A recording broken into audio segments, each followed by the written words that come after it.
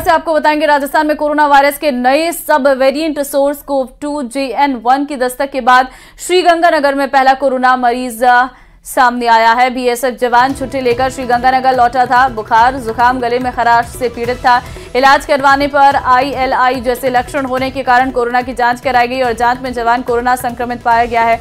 Corona संक्रमित जवान को घर पर ही आइसोलेशन में रखा गया है और इलाज किया जा रहा है। वहीं बढ़ती ठंड के बीच ILI लक्षणों वाले मरीजों की संख्या में भी बढ़ोतरी देखी जा सकती है।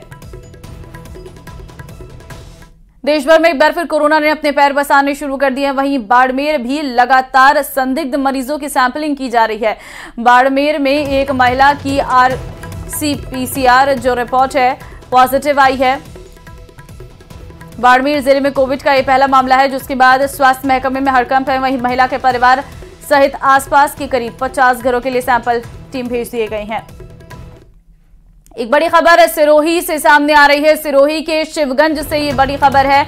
शिवगंज थाना अधिकारी पर वसूली का आरोप लगा है। होटल संचालकों ने थाना अधिकारी पर आरोप लगाया। हर महीने अवैध वसूली करने के आरोप लगाए गए हैं। 30 से 50 हजार नहीं देने पर धमकी का आरोप लगा है। वसूली नहीं देने पर झूठे केस में फंसाने का आरोप। होटल संचालकों ने राज्य मंत्री देवासी को ज्ञापन भी दिया है।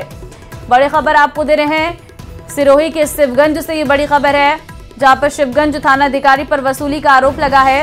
होटल संचालकों ने थाना अधिकारी पर ही आरोप लगाया है।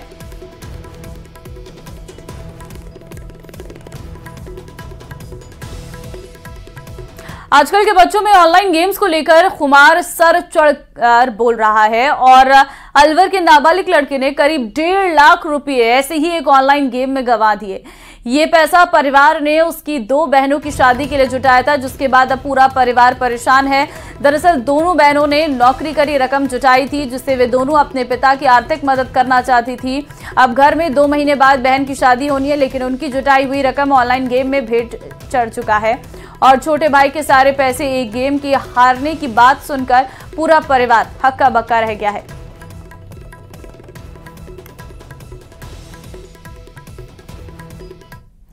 अलवर के रामगढ़ नगर पालिका क्षेत्र में दबंगों ने जेसीबी की मदद से प्लॉट की 4 दीवारी तोड़ दी। प्लॉट के मालिक का आरोप है कि दबंगों ने कब्जा करने की नीयत से प्लॉट की दीवार तोड़ी है और पीड़ित ने दबंगों के खिलाफ केस दर्ज कराया है। पीड़ित का कहना है कि उसने अपने बेटे के नाम पर रजिस्ट्री कराई थी, जो सेना में तैनात है। दीवार गिराने से उसे करीब 2 लाख का नुकसान हुआ है।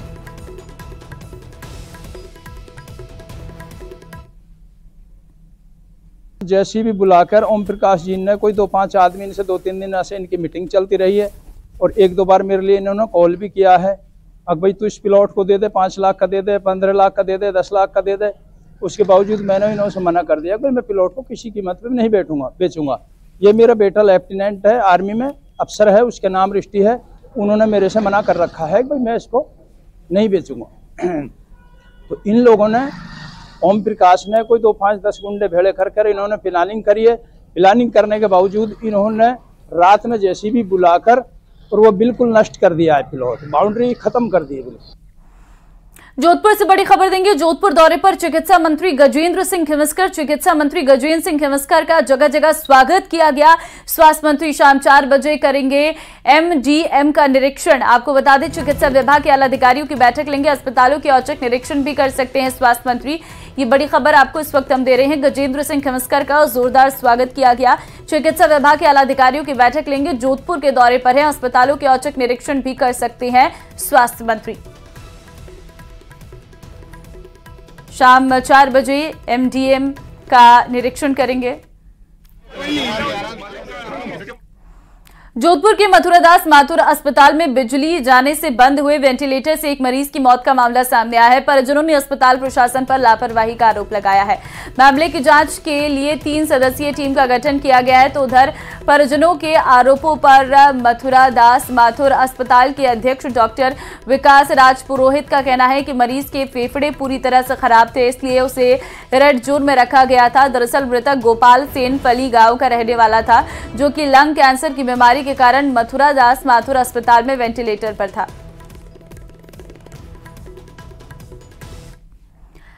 महाराष्ट्र शहर में लगातार जुआ और सट्टे के काले कारोबार की शिकायत पर पुलिस एक्शन मोड में आ गई है। डीएसपी राजेंद्र मीणा के नेतृत्व में कोतवाली पुलिस ने शहर की जगहों पर छापेमारी कर 26 लोगों को पकड़ा है, जिनके पास से 70,000 रुपए बरामद हुए हैं। आरोपियों के खिलाफ मामला दर्ज कर जांच शुरू कर दी है। डीएसपी का कहना है कि अवैध कामों से जुड़े लोगों के खिलाफ अब लगातार कार्रवाई की जाएगी। जुआ की ये आ रही थी शिकायत हमारे बार ऐसे हफ्ते चल रहे हैं साहब, तो एसपी साहब के निर्देशन में मेरे द्वारा उस चीज़ को देखा तो वाकई में सट्टा चल रहा था। इस पर मेरे द्वारा कोतवाली एसएचओ को निर्देशित किया और कोतवाल साहब ने वहाँ से अपना जाब्ता भेजा और अम्बेडकर सर्किल पे है कोई तो 20-25 लोगों को अलग अलग जगह से और सट्टा खेलते हुए, सट्टा लगाते हुए पकड़ा है। बूंदी से बड़ी खबर आपको देंगे। जाबी क्षेत्र में अवैध खनन पर बड़ी कार्रवाई हुई है। खनन राजस्व पुलिस वन परिवहन विभाग की संयुक्त टीम की कार्रवाई। अवैध खनन के काम में ली जाने वाली मशीनरी जब्त की गई है। अवैध खनन के काम में ली जाने वाली मशीनरी को जब्त किया है। जाबी क्षेत्र में अवैध खनन पर यह बड़ी कार्रवाई की गई है। खनन राजस्व पुलिस परिवहन विभाग की यह संयुक्त कार्रवाई है। बड़ी सफलता भी इसमें हाथ लगी है। टोंक से बड़ी खबर आपको देंगे। अवैध बूचड़खानों पर कार्रवाई। नगर परिषद ने 4 अवैध बूचड़खानों को किया सील। भारी पुलिस जाब्ते के साथ पहुंचे एसडीएम। पिछले दिनों सर्वे में मिली थी अवैध गतिविधियां। बूचड़खाने को लेकर पीडब्ल्यूडी से मांगी गई रिपोर्ट। अवैध बूचड़खानों पर कार्रवाई।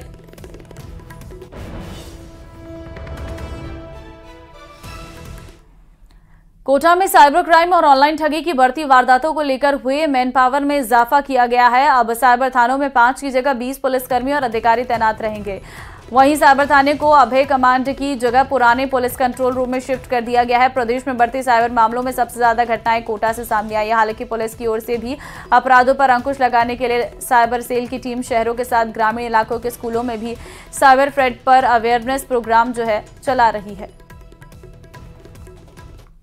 राजस्थान का पहला थाना है जहां पे हमने सर्वाधिक संख्या में प्रकरण दर्ज कर लिए, ये तो फैक्ट है। लेकिन ये भी फैक्ट है कि हमारे पास जो भी संसाधन अभी मौजूद हैं उसमें उत्तरोत्तर वृद्धि और प्रगति और हो रहा है। हमें पुलिस मुख्यालय के सहयोग से कुछ हम भी अपने लोगों को तैयारी करा रहे हैं। लेकिन मेरा ऐसा मानना है कि हम बिल्कुल 100% वेल इक्विप्ड अभी नहीं है। हमारे पास उस साइबर थाने के लिए हमारी खुद की अभी जगह भी नहीं है।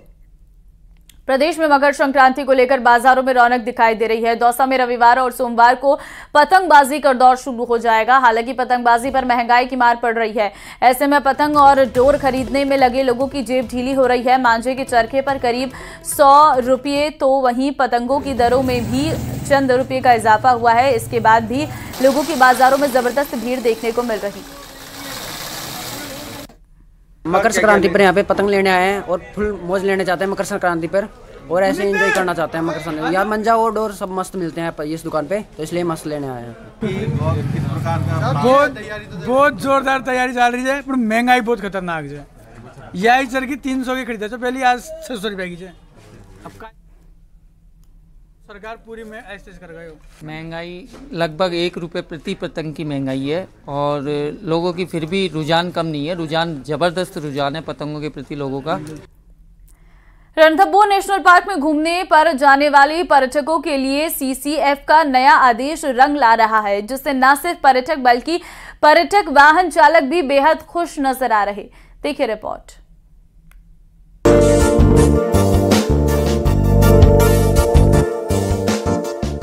रणथंभौर नेशनल पार्क के पास लगभग 20 से 25 किलोमीटर के दायरे में होटल फैले हुए हैं।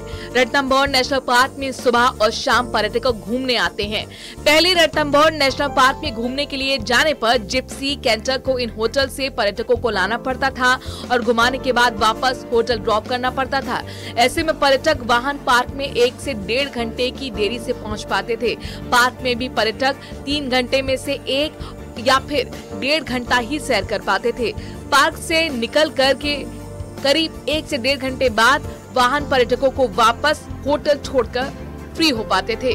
लेकिन अब नेशनल पार्क के सीसीएफ काथिर रेल ने पिकअप और ड्रॉप के लिए बोर्डिंग स्टेशन के आदेश जारी कर दिए हैं, जिसके तहत अब पर्यटकों को गणेश धाम नेशनल पार्क के एंट्री गेट पर ही पहुंचना होगा, जहां से पर्यटक वाहन में सवार होकर नेशनल पार्क में घूमने जा सकेंगे। अब ये व्यवस्था नेशनल पार्क में लागू कर दी गई है। एक होटल में 3 टिकट, दूसरी होटल में 4 टिकट, दूसरी होटल में 5 टिकट, ऐसा कलेक्ट करने जाते हैं ये कैंटर। और इसी समस्या में क्या है, तो इनका भी परेशान है बैठने की और वो तैयार होके इधर रेडी होने के, और अपना गाइड और अपना जो ड्राइवर को भी परेशानी है। अब पर्यटक सीसीएफ के इन आदेशों के चलते अपने निजी वाहनों से गणेश धाम पहुंचते हैं और गणेश धाम पहुंचने के बाद वाहनों में सवार होकर नेशनल पार्क भ्रमण पर जा रहे हैं। इससे पर्यटकों को लाने में होने वाले 1 से 1.5 घंटे का समय बच जाता है। साथ ही पर्यटकों को लाने के लिए होने वाली परेशानी से वाहन चालकों को भी निजात मिली है। यहाँ से वो बैठ के जाते हैं, एक साथ लोग टाइम पे आ जाते हैं तो देरी नहीं होती। हाँ। उनका सफारी का जो टाइम है उसका यूटिलाइजेशन ठीक तरह से हो जाता है। टाइम पर अंदर जाते हैं, टाइम पर बाहर आते हैं। पूरा जो भी है, गाड़ियाँ भी टाइम से पहुँच रही है, गेस्ट भी टाइम से पहुँचता है। हाँ। किसी को प्रकार की दिक्कत नहीं है। 1-2 टूरिस्टों को होटलों पे लेने जाना पड़ता था, अब अपने आप टूरिस्ट गणेश धाम पे आ जाते हैं और राइट टाइम पूरी सफारी होती है। आपातकालीन व्यवस्था में पर्यटकों की संख्या ज्यादा होने की स्थिति में पर्यटक वाहन कभी कभार पर्यटकों को दूर दराज से होटल से पिकअप करने के लिए चले जाते हैं, लेकिन उसके लिए अब शुल्क की व्यवस्था की गई है। ऐसे में ज्यादातर पर्यटक गणेश धाम एंट्री पॉइंट पर ही पहुंच रहे हैं और अब अपने 3 घंटे की सफारी का पूरा लुत्फ उठा रहे हैं। सीसीएफ के आदेशों से पर्यटक और ड्राइवर बेहद खुश नजर आ रहे हैं। इस आदेश से पर्यटकों को भी पार्क तयशुदा समय की पूरी सफारी मिल रही है। न्यूज़ 18 राजस्थान के लिए गिरिराज शर्मा की रिपोर्ट।